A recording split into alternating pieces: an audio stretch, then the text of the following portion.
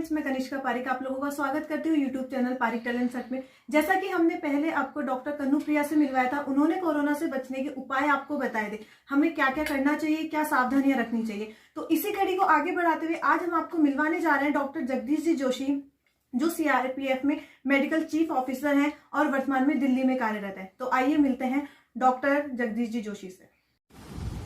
हरे कृष्णा, मेरा नाम डॉक्टर जगदीश जोशी है। मैं सीआरपीएफ में मुख्य चिकित्सा अधिकारी कमांडेंट के पद पर नियुक्त हूँ तथा दिल्ली में कार्यरत हूँ।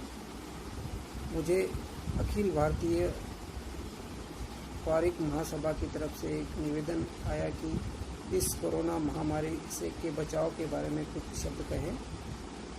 तो जैसे कि हम सब जानते हैं कि ये बीमारी चीन से शुरू हुई तथा अब वैश्विक महामारी के रूप में अपने आप को फैला ली है और आज की डेट में भारत में लगभग 1 लाख लोग इससे पीड़ित हैं और लगभग 3000 से ज़्यादा इससे मौतें हो चुकी है।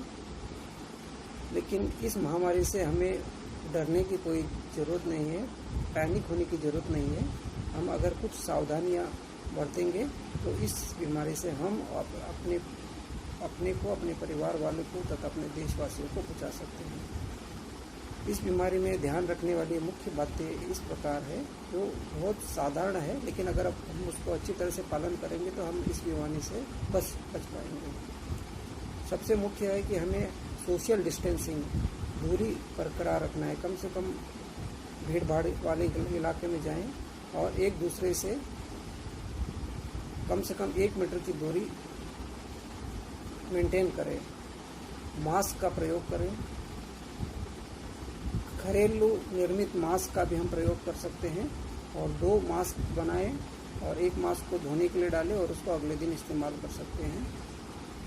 हाथ धोएं, बार बार हाथ धोएं। जैसे कि ये बीमारी जो है छींकने और खांसने से फैलती है और जहाँ जहाँ पे ये कीटाणु गिरते हैं वहाँ पे जब हम हाथ का स्पर्श करते हैं तो ये हमारे हाथ में आ जाती है और फिर हमारे हाथ से हमारी आँख या नाक या मुंह की लाल वाली चमड़ी, जिसको म्यूकस मेम्ब्रेन कहते हैं, इसके द्वारा ये वायरस हमारे शरीर में प्रवेश करते हैं। तो हमें बार बार साबुन या पानी अथवा सैनिटाइजर से हाथ धोना है।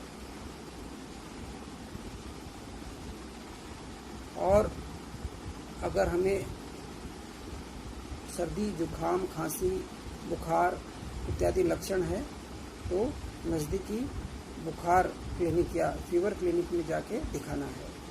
और अगर हमारे गले में खराश है तो हमें गुनगुने पानी से गरारे करना है, क्योंकि ये वायरस फेफड़े तक पहुंचने के पहले हमारे गले में रहते हैं और इस समय अगर हम गुनगुने पानी से गरारे करते हैं तो हम इसको नीचे उतरने से रोक सकते हैं। एक और मुख्य बात है, हमें रेस्पिरेटरी एटिकेट्स फॉलो करना होता है। रेस्पिरेटरी एटिकेट्स में होता है कि हमें खांसते या छींकते समय हाथ को मुंह के सामने न लगाएं, बल्कि एक रुमाल को मुंह के सामने लगाएं, जिससे ये जो है वायरस अपने आसपास के परिसर में न फैले। खांसते या छींकते समय गर्दन को सामने वाले से दूसरी तरफ मुड़ डालें। अगर अचानक खांसी या छींक आए तो अपनी कोहनी और बाजू से मुंह को ढक लें और इस बीमारी से हम इस छोटे छोटे नुस्खे को सावधानी पूर्वक बरतने से बच सकते हैं। और इस बड़ी दुखद और कठिन परिस्थिति में हम भगवान का याद करें और भगवान के इस महामंत्र का जप करें। हरे कृष्ण कृष्ण कृष्ण हरे हरे, हरे राम राम राम हरे हरे। और भगवद गीता जैसे ग्रंथों का अध्ययन करें और अपने इस जीवन और अपने परलोक को सुधारें। हरे कृष्ण। बहुत बहुत धन्यवाद।